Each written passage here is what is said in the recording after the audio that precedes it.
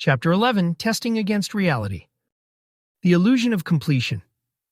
It's tempting to think of your mental framework as something you finish.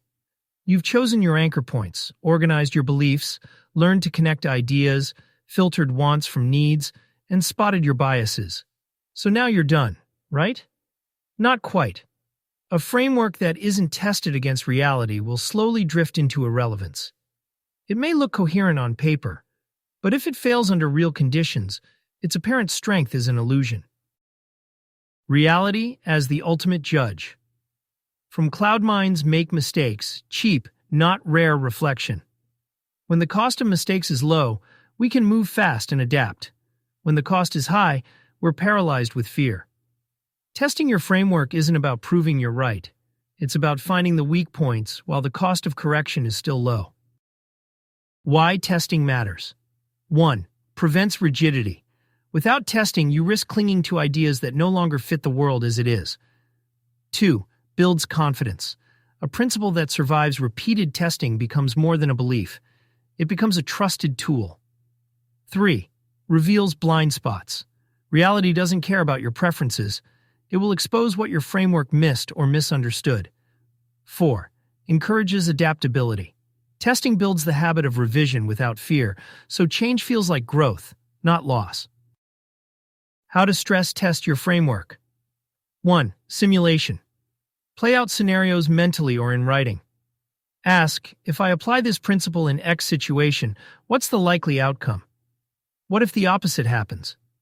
2. Small-scale trials.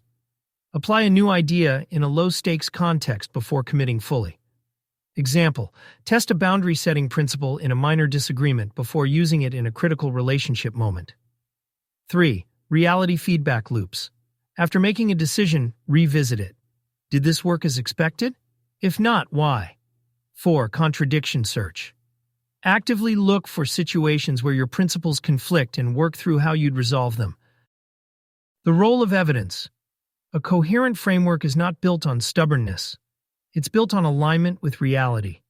If the evidence shows a principle works across contexts, keep it. If it consistently fails in real-world conditions, revise or replace it. If it works in some contexts but not others, refine its application rules. Testing without fear. Testing isn't a threat to your identity. It's a service to your integrity. If your framework is part of who you are, letting it be wrong sometimes doesn't make you wrong.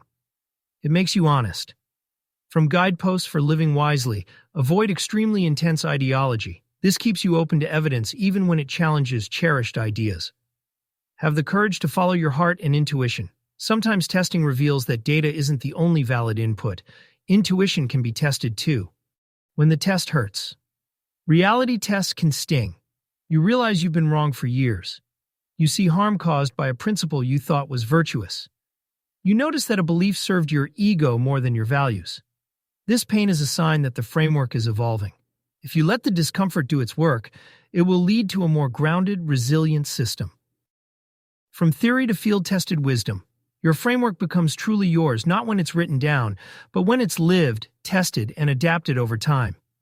Testing turns philosophy into practice, and practice into lived wisdom. Key takeaway: a coherent framework earns its strength by surviving contact with reality. Testing isn't about proving you're right. It's about making sure you're ready for the world as it is, not as you wish it to be.